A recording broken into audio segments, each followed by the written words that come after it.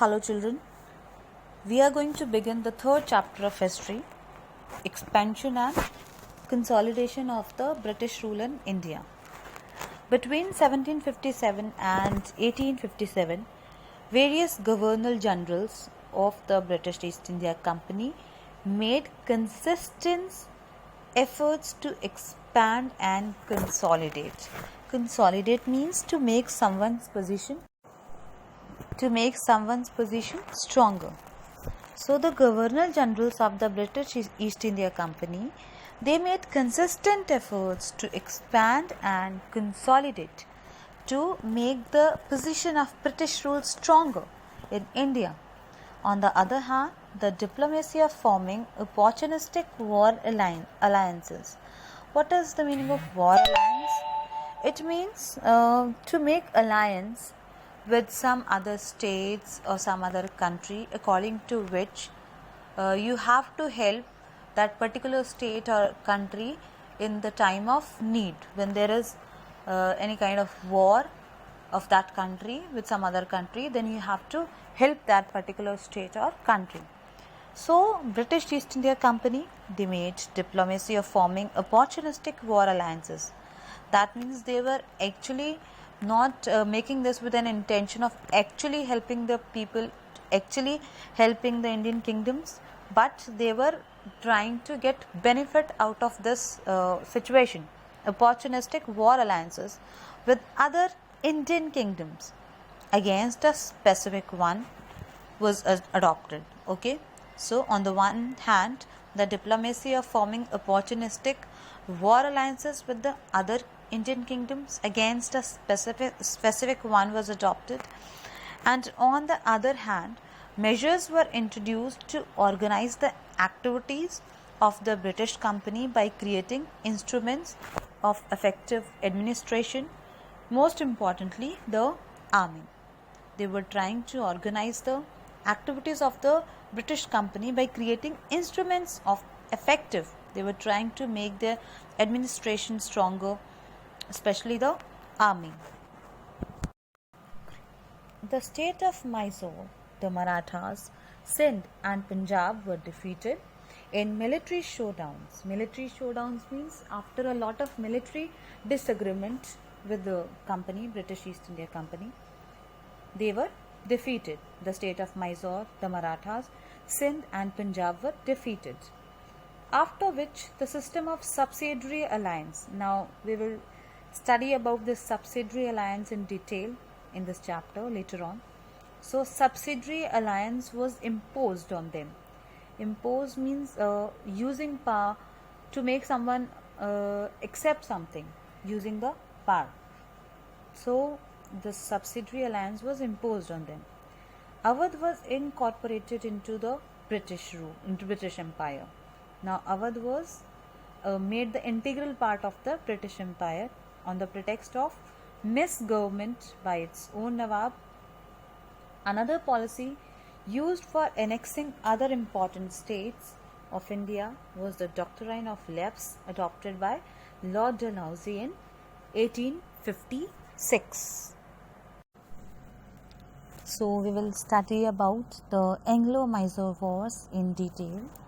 Mysore was a rich agricultural territory with many superbly built hill forts. It emerged as a powerful independent state as the Mughal emperors gradually lost their influence one after another in the middle of the 18th century.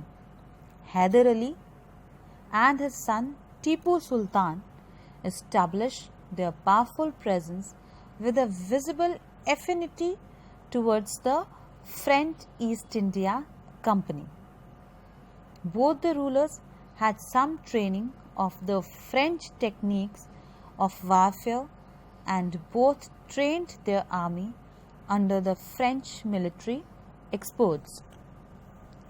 The British East India Company saw this kingdom as a threat and tried to sign treaties with Hyderabad and Marathas, the other powerful Indian kingdoms, to curb the aspirations, means to stop the aspirations of Mysore state to oust the British.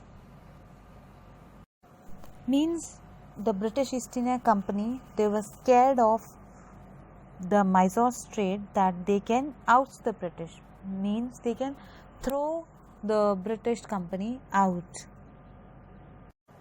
And it was also essential for them to block the French influence in the region. So a series of 4 wars is known as Anglo-Mysore Wars. In all, 4 Anglo-Mysore Wars were fought in the span of 33 years during 1767 to 1769, 1780 to 1784, 1790 to 1792, and March to May 1799 respectively. In the first 2 wars, Hyder Ali succeeded in exercising upper hand. That means he was more powerful than the British East India Company. He was in a better situation, in a more powerful situation.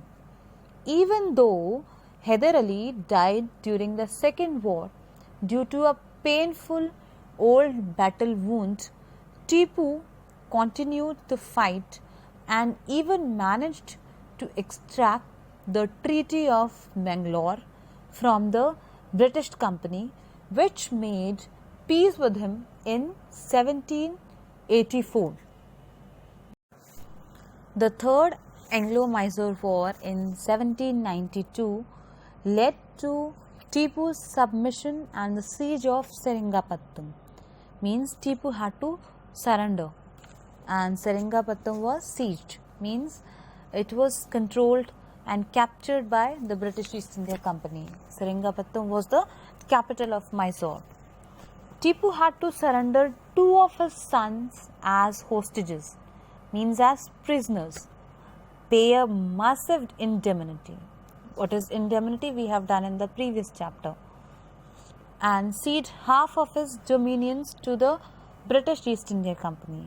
Means he had to give half of his rule or control or power to the British East India Company.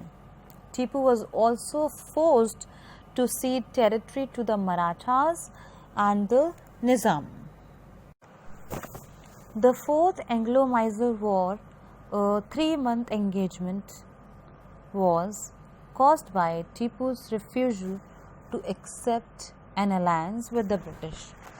The new Governor General, Lord Richard Wellesley, suspected Tipu's intentions because following the previous treaty, Tipu had tried to form alliances with France, Istanbul, and the Shah of Afghanistan, hoping to drive the British out of India altogether.